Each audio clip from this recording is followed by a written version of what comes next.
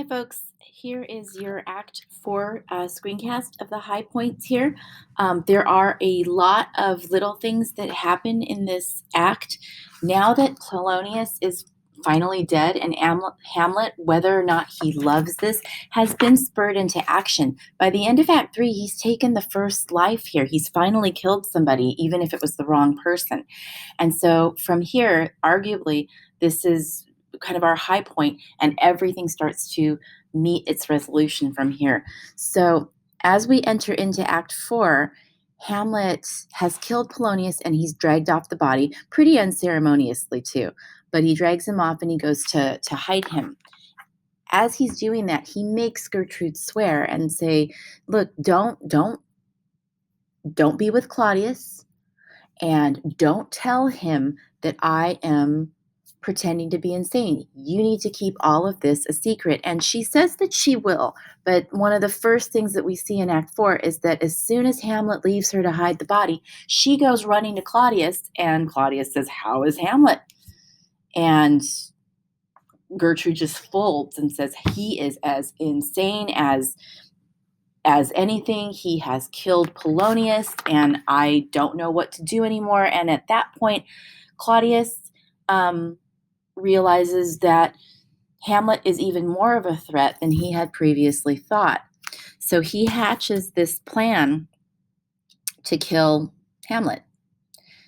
We are no longer in this place of keep your friends close and your enemies closer. He grabs Rosencrantz and Guildenstern and says, "Hey, look, okay, Hamlet has killed Polonius because he's so crazy, and we need to hatch a plan here and get him to England. So I'm going to go put that together. You guys go talk to Hamlet, see if you can figure out where he's put the body."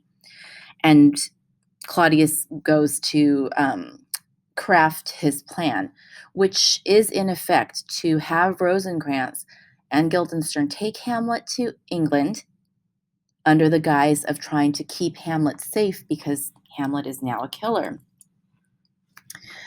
What he doesn't tell Rosencrantz and Guildenstern right away, though, is that he is writing a letter to the King of England that he's going to give to Rosencrantz and Guildenstern and have them deliver it to the king. And the letter that Claudius is writing says, "Here are my two couriers. They are bringing Hamlet. When you receive this letter, you need to kill Hamlet. Do it, England. Do it for us." So Rosencrantz and Guildenstern aren't aware of this plot, but again, Claudius is using and manipulating people less intelligent than he to get his end result. And his first plan failed, so now he's moving to the next level of who he can use there. And while he's doing that, Rosencrantz and Guildenstern do find Hamlet, and they do ask him where the body is. And this is where Hamlet really shows a lot in terms of his cleverness, his snarkiness. He is reading a lot of saying a lot of what sounds like a potential ramble, but he really is also reflecting some large existential ideas here.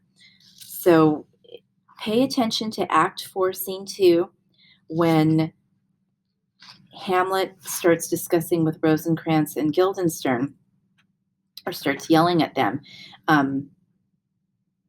In response, they want to know where the body is, and in the end, about line 20 or so, Rosencrantz says, "My lord, you must tell us where the body is and go with us to the king." And Hamlet starts rambling here with perhaps a pretty big existential question.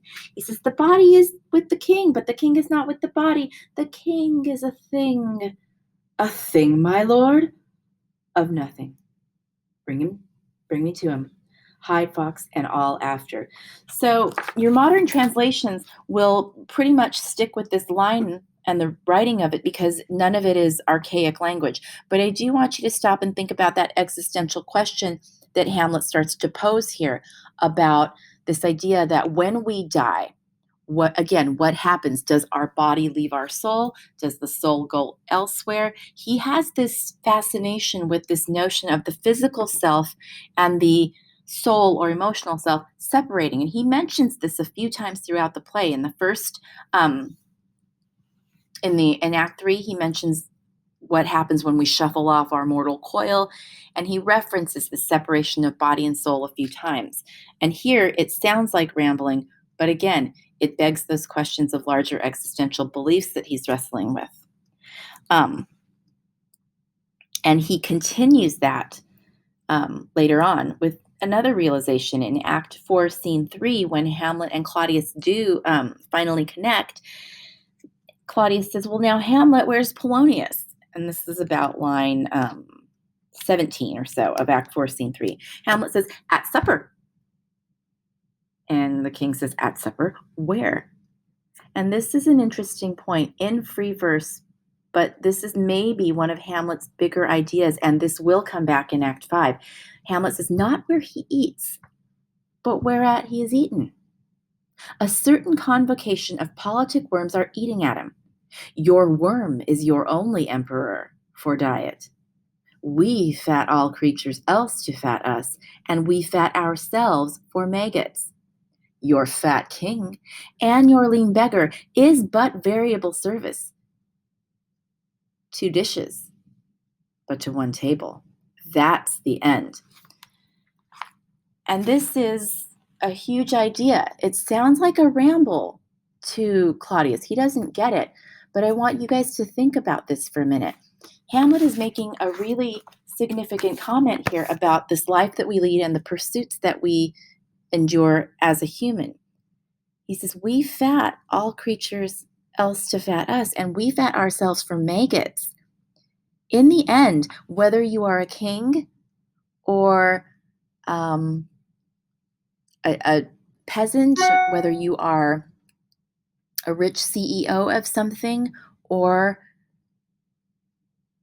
somebody who would arguably be considered worthless, or maybe you've got a murderer or a prisoner, every human being dies. And every dead body rots. Everybody who dies, that body eventually becomes worm food, is essentially what Hamlet is saying here. So this idea that what we pursue in this physical life that we lead, money, respect, power, all of these things that we may pursue, honestly or dishonestly, especially dishonestly, don't necessarily benefit us in the end. And Hamlet has this aha moment where he's saying to us this notion that has kind of been teased throughout this act or throughout this play. Death is the great equalizer. It doesn't matter if Claudius is a king. When he dies, he's going to be worm food. It doesn't matter that he was a horrible person. He's going to be worm food, just like old Hamlet, who was this paragon, supposedly. He's going to be worm food. Everybody will be worm food at the end. So what we do in this life, what we gain physically here, we cannot take it with us. We cannot take the money. We cannot take the power. We cannot take the fancy cars or the big houses or whatever. And that is a realization that Hamlet makes. Claudius, not so much. And we saw that in Act 3. He said, yeah, I'm sorry I got caught, but I don't want to give up my kingdom. I don't want to give up my wife. And so here we have a big thematic idea for those of you who are thinking in terms of the cheat sheet. This is a big one. And through this, Hamlet spouts this at Claudius, and Claudius doesn't quite get it, but he does understand Hamlet is a very real threat. And he tells Hamlet, I'm sending you to England. I'm doing it for your safety. You did, after all, just kill somebody, but I'm going to send you to England. And Hamlet is smart enough to know that something's up with that. So he's like, okay, fine. Mom, I'm going to go to England. Claudius says, well, no, you mean father. Says, no, mother and father are one, therefore you're my mother. Maybe implying that, again, he realizes that he's been completely betrayed on all fronts here, and that Gertrude and Claudius are continuing to collude. So he says, yeah, I'll go to England. That's fine. And in that moment, that's one of what we hope is a tipping point for Hamlet, because this is where he decides, okay, look, I have sat on my duff long enough. Now my thoughts are vengeful. Now I can drink hot blood, and I will do nothing but focus on gaining my vengeance. And you're going to see that in Act 4, Scene 4, approximately starting about line 30. So again, if we're looking at what we want to focus on as we're reading, do pay attention to that soliloquy. I do want to take a moment to touch base on that. And then arguably my favorite scenes come up here. In scenes 5 and following, we have a chance to see what has become of Ophelia at this point. At this point, our poor Ophelia, who has been a pawn in all of this so far, arguably the one innocent victim here, has been used by her family, her king, arguably Hamlet, and now her father has been killed by her love interest, and she has no one. Laertes was at school. So Ophelia has hit her breaking point and has gone completely crazy, which is one of my favorite scenes. She does approach Claudius and Gertrude, and she is very clearly crazy, but she's singing a song which would indicate perhaps her insanity. But again, Act 4, Scene 5, take a look at that song. It starts approximately line 45. In her insanity, she may be perhaps more sane than she's been. We see a song that implies further relationship pieces between her and Hamlet. This is a song that she's singing about a relationship that's gone wrong. The man sweet-talked the narrator of this song, and she gave in, and then that man that she gave into ghosted her. And she has nothing now. And this again also has been a running idea between Hamlet and Ophelia. The rumors that circulated about the depth of their relationship, well, now we have another indication of what might else have gone on there. Bear in mind, again, we come back to this notion of a woman having very limited options in this time. Her father is dead. If she has been with Hamlet, she is now what would be considered soiled goods. She's got no one to protect her and very limited options on top of all of this trouble that she's been embroiled in. So it does become interesting to kind of watch the madness and how that has impacted her. And as we find out later in the act, Ophelia has drowned. And they say that she fell into the river and her gowns were so heavy that they could not hold, heavy with their drink, that she could not pull herself out. So one of the ideas that we want to touch base on when we talk about Act 4 is whether or not Ophelia's death was an accident or was it suicide? Because I imagine that even if we don't know how to swim, there is this idea that if I fall into a pool of water, I'm going to do my best to try to get out of it. And I think there's some interesting discussion to be had here. So keep an eye out for that, folks. And the last thing to note here of merit is with Ophelia's death and Polonius's death, Laertes has returned back. Look for Act 4 to set up Laertes as a foil to Hamlet, because think, you have two sons who have each lost their father.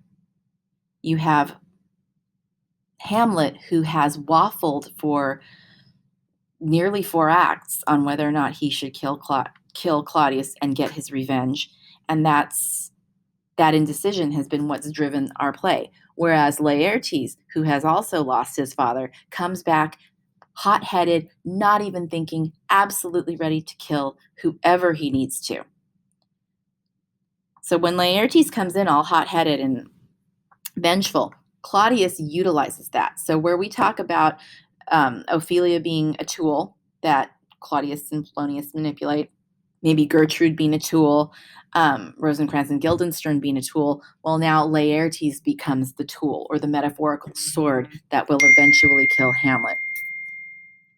So he leverages Laertes' desire for revenge and starts to collude with Laertes, and they hatch a plan to kill Hamlet.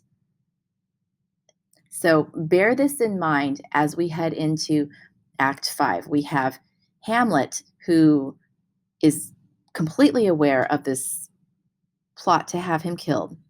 He is on his way back to Denmark to try to make sure he kills Claudius. In the meantime, Claudius has leveraged Laertes and plans to use Laertes as the, quote, sword that will eventually kill Hamlet. And that's what we're heading into Act 5. And in typical tragic form, we are going to get a boatload of blood and death. And I'm looking forward to seeing what we come up with here in terms of some discussion points. I will also try to maybe pull up the David Tennant scene if we have the time to show you some of the dialogue in action. And I know if you're in cohort A or B, we'll be able to do that.